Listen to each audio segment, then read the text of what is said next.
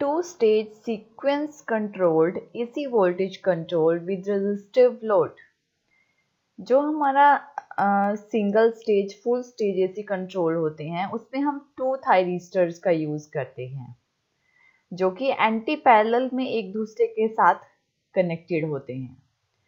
आज जो हम टॉपिक कर रहे हैं उसमें है टू स्टेज सीक्वेंस कंट्रोल, यानी कि ये जो सर्किट हमने शो किया है ऐसा ही एक और circuit two stage sequence control AC voltage controller में यूज होता है। यानी कि इसमें टू स्टेजेस होते हैं, दोनों स्टेजेस में दो दो थायरिस्टर्स लगे होते हैं जो एंटी पैरेलल में एक दूसरे के साथ कनेक्टेड होते हैं, यानी कि 4 थायरिस्टर्स का यूज किया गया है। इनपुट से हम सोर्स वोल्टेज एसी प्रोवाइड करते हैं, साइनसोइडल फॉर्म में एसी प्रोवाइड करते हैं। ये है उसकी प्राइमरी वाइंडिंग और ये शो करती है सेकेंडरी वाइंडिंग। जो सेकेंडरी वाइंडिंग होती है वो सेंटर टैप्ड होती है, यानी कि इससे सेकेंड स्टेज कनेक्टेड होती है। और ये दो वाइंडिंग होती हैं ये म्यूचुअली कनेक्टेड होती हैं एक दूसरे के साथ। फर्स्ट ये जो वाइंडिंग होती है इसके क्रॉस जो वोल्टेज होती है उसे V1 से डिनोट करते हैं जो कि Vm sin ओमेगा t के इक्वल होती है, और इसके क्रॉस जो वोल्टेज होगी वो होगी V2 जो कि वो भी Vm sin ओमेगा t के इक्वल होगी। और ये सर्किट आउटपुट पे रेजिस्टिव लोड के साथ कनेक्टेड होता है, रेजिस्टर लोड होता है और इसके क्रॉस हमें आउटपुट वोल्टेज मिलती है। अब हम देखेंगे कि सर्किट वर्क कैसे करता है। सबसे पहले जब सोर्स वोल्टेज से पॉजिटिव हाफ साइकिल जाती है, हम इसकी वेवफॉर्म्स के अकॉर्डिंग इसे देखते हैं। इसी कंडीशन क्या होती है कि ये जो पॉजिटिव हाफ साइकिल है ये Vm sin ओमेगा t के इक्वल है, जिसकी वैल्यू 0 से पाई के बीच में है, यानी कि 0 से पाई हम पॉजिटिव साइकिल को शो करते हैं।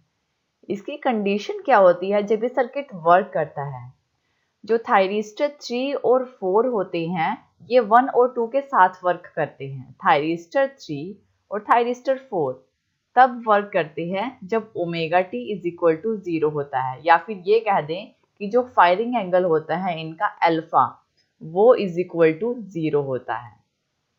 और थायरिस्टर 1 और 2 तब कंडक्ट करते हैं जब एक पर्टिकुलर फायरिंग एंगल पे ट्रिगर पल्स प्रोवाइड की जाती है, यानी इनका जो फायरिंग एंगल होगा वो 0 होगा और इनका जो फायरिंग एंगल होगा वो किसी फेस पे होगा। 30 डिग्री 40 डिग्री जितना भी होगा उस फेस पे इनके गेट पे ट्रिगर पल्स प्रोवाइड की जाएगी। इसमें आउटपुट वोल्टेज क्या आएगी वो हम देखते हैं। देखिए जैसे ही हमने सोर्स वोल्टेज से सप्लाई प्रोवाइड करना स्टार्ट किया, जैसे ही यहाँ से पॉजिटिव साइकिल जाएगी, सबसे पहले जब omega t is equal to 0 होगा या फिर अल्फा इज इक्वल टू 0 होगा तो थायरिस्टर 3 कंडक्ट करेगा। तो हमारा जो करंट है इस सबसे पहले थायरिस्टर 3 में से फ्लो होगा, यानी कि जब omega t is equal to 0 होगा तो हमारा थायरिस्टर 3 कंडक्ट करेगा। इस टाइम पे जो हमारी वोल्टेज होगी वो कुछ इस तरह से आएगी, यानी यहाँ से करंट पास होगा और सेकेंडरी वाइंडिंग की जो लोअर वोल्टेज V2 होगी यहाँ से करंट पास होगा जो कि सोर्स करंट होगा। यहाँ से हमारा सोर्स करंट फ्लो करेगा, ये करंट फ्लो करेगा थायरिस्टर 3 में से। इस टाइम पे थायरिस्टर 3 कंडक्ट करेगा जब अल्फा इज इक्वल टू 0 है या omega t is equal to 0 है, और आउटपुट पे करंट फ्लो होगा। ये सारा करंट जाएगा आउटपुट की तरफ। आउटपुट पे जो करंट फ्लो होगा उसे आउटपुट करंट बोलेंगे, जिसपे लोड के अक्रॉस रेजिस्टर कनेक्टेड है, यानी कि हमने रेजिस्टिव लोड दिया है।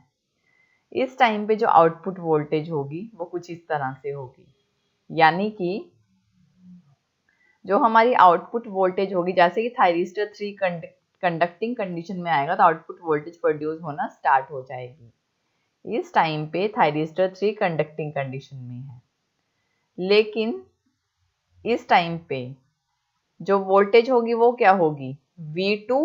ये कंडक्टिंग कंडीशन है, ये हमने शो की गई है इमेजिनरी लाइन, सिर्फ इतने टाइम में थायरिस्टर 3 कंडक्ट करेगा और इसकी जो वोल्टेज होगी वो V2 के इक्वल होगी। जो यहाँ की वोल्टेज होगी वही हमारी उसी के अकॉर्डिंग हमारे यहाँ करंट फ्लो होगा।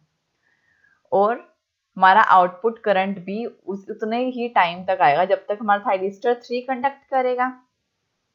ये हमारा आउटपुट करंट आएगा जिसकी वैल्यू होगी √2 V अपॉन R। ये √2 V अपॉन R के इक्वल होगी और जो आउटपुट वोल्टेज होगी वो √2V के इक्वल होगी। ये V अपॉन R के इक्वल होगी, ये V के इक्वल होगी। अब क्या होगा, जैसे ही एक अल्फा एंगल के बाद थायरिस्टर 1 के गेट पे, यानी कि थायरिस्टर 1 तब कंडक्ट करेगा जब omega T is equal to alpha है। यानी एक जैसे ही हम omega T is equal to alpha होगा, यानी कि अल्फा एंगल पे, फायरिंग एंगल पे थायरिस्टर 1 के गेट पे ट्रिगर पल्स प्रोवाइड करेंगे, तब थायरिस्टर 3 जो होगा वो ऑफ हो जाएगा और थायरिस्टर 1 इस टाइम पे कंडक्ट करेगा। और इस टाइम पे जब हम यहाँ से जब पॉजिटिव साइकिल जा रही होगी, ये पॉजिटिव में ही जाएगा, पॉजिटिव में ही जब अल्फा एंगल के बाद फायरिंग पल्स प्रोवाइड करेंगे थायरिस्टर 1 के गेट पे, तो इसके अब जो वोल्टेज होगी यहाँ पे जो करंट फ्लो होगा, वो जो करंट होगा वो हमारा करंट यहाँ से जो सोर्स करंट फ्लो होगा और यहाँ पे जो वोल्टेज होगी वो वोल्टेज होगी V1 प्लस V2। यानी कि यहाँ पे सिर्फ ये वाली वोल्टेज जाएगी, यहाँ पे दोनों वाइंडिंग के अक्रॉस, जो अपर वाइंडिंग और लोअर वाइंडिंग दोनों के अक्रॉस वोल्टेज होगी, V1 plus V2 voltage generate होगी और यहाँ से सोर्स करंट फ्लो होगा। और इस टाइम पे थायरिस्टर 1 जब अल्फा एंगल के बाद गेट पे ट्रिगर पल्स प्रोवाइड करेंगे तो ये कंडक्टिंग कंडीशन में आ जाएगा और यहाँ से जो करंट फ्लो होगा आउटपुट पे वो होगा आउटपुट करंट, जिसपे रजिस्टर कनेक्टेड है, रजिस्टिव लोड दिया गया है।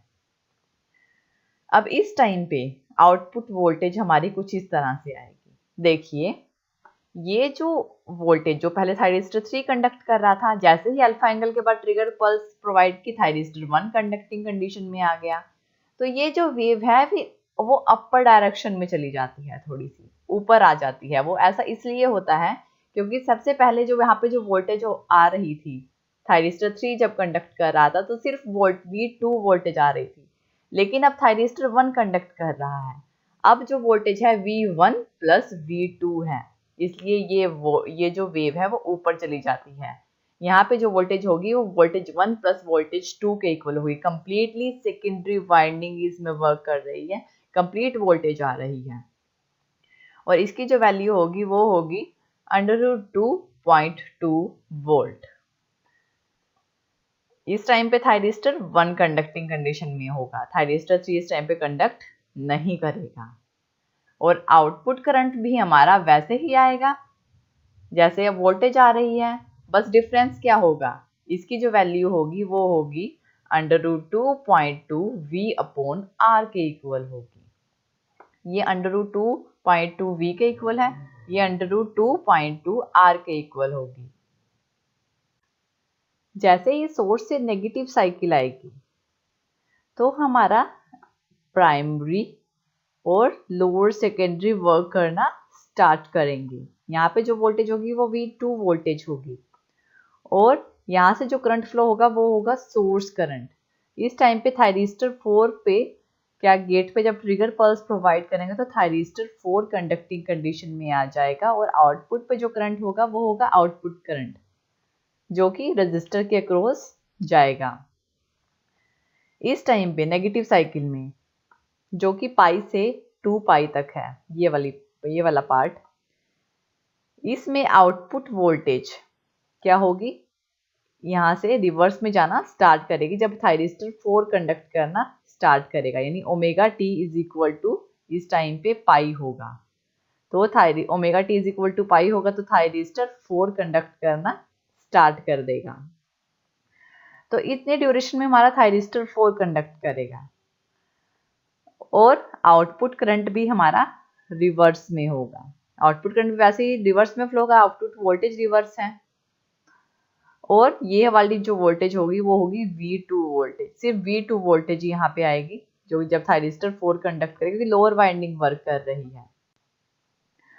और नेगेटिव साइकिल में ही जब थायरिस्टर 2 के गेट पे ट्रिगर पल्स प्रोवाइड करी जाएगी तो थायरिस्टर 2 कंडक्टिंग कंडीशन में आएगा। इस टाइम पे जो सेकेंडरी पे जो वोल्टेज होगी वो होगी V1 प्लस V2 वोल्टेज।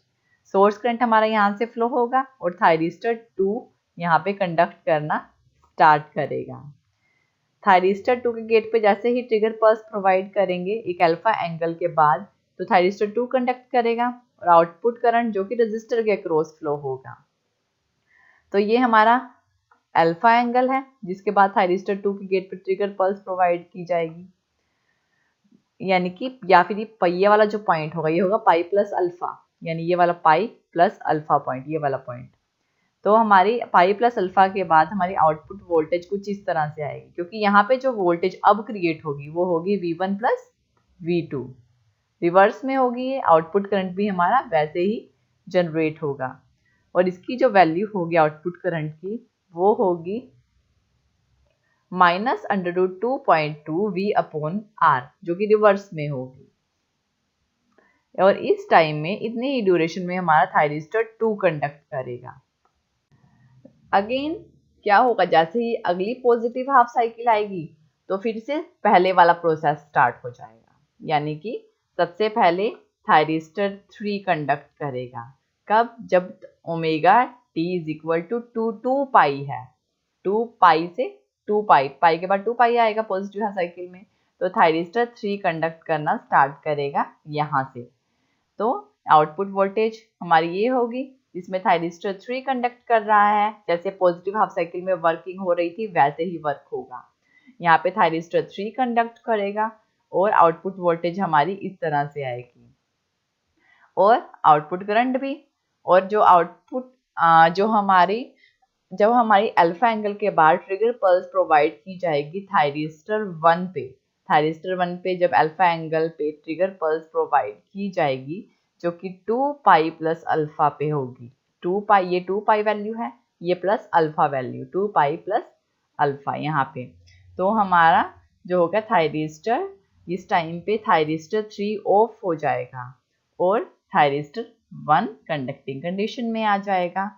तो हमारे पास आउटपुट वोल्टेज और आउटपुट करंट प्रोड्यूस होना स्टार्ट होगा, जो कि इस तरह से होगा और इसकी जो वोल्टेज होगी वो होगी V1 प्लस V2 के इक्वल। इस तरह से हमारा ये 2 stage sequence control AC voltage controller work करता है। हमारा ये जो 2 stage sequence controller AC voltage controller है, इसकी single phase full wave AC voltage controller पे ये एडवांटेज है कि इसमें जो हार्मोनिक्स होती है, रिडक्शन होती है, वो कम होती है लोड पे और सप्लाई करंट पे, वो कम होती है 2 स्टेज सीक्वेंस कंट्रोलर में। और ये है हमारा 2 stage sequence control. Thank you for watching this videos. और वीडियोस के लिए आप हमारे चैनल पे सब्सक्राइब कर सकते हैं।